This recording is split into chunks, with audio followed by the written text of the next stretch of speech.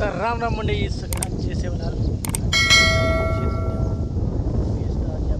खत टाकलं होतं ते रिझल्ट चांगले आलेला आहे. कारण की मागे आपली जे हळद आहे ती पिवळी पडली ते आता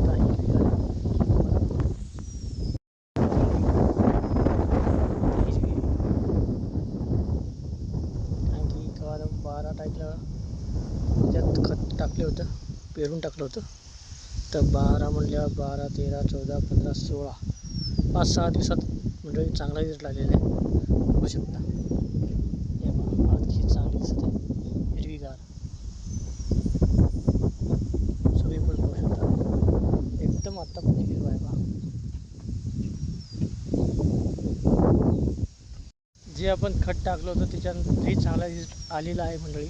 आता मला तर अनुभव आला, आता तुम्हाला पहा अनुभव एकदा करून पहा प्रयत्न, नक्की तुम्हाला बी अनुभव देईल याचा.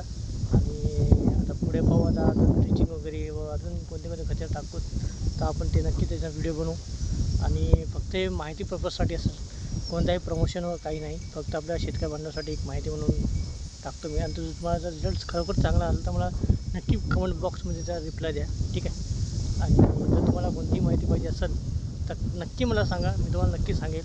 काही जेवढं मला अनुभव आहे तेवढंच सांगेल. काय ते आपण काही जास्त एवढे नाही, ज्ञानी नाही, जेवढं आहे तेवढं आहे बरं.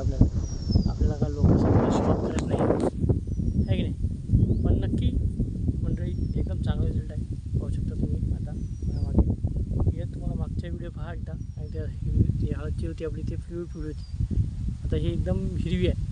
रिझल्टही चांगला आहे. जे आपण खत टाकले होते, जे 5 खतं तुम्हाला सांगितले होते, सगळे चांगले खत निघले आणि चांगला रिझल्ट मिळायचा.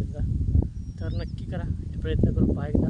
आणि जे आपण जे छोटा नागर होता त्याच्यानं चांगला रिझल्ट भेटला. कारण की ते आपण जर मोठा पाऊस पडला असता, काल रात्री पडला त्या दिवशी पडला, पण सगळं वाहून गेलं असतं. पण त्याच्यानं नाही गेला, कारण की कसं ते खोलमध्ये राहिला, म्हणजे वेस्टेज नाही झाला आपला टाकून बी, आहे की नाही. विशेषतः असं आहे, तुम्हाला चांगलं वाटतं असेल नक्की लाईक, शेअर, सबस्क्राईब आणि फॉलो नक्की करा. धन्यवाद, थँक्यू.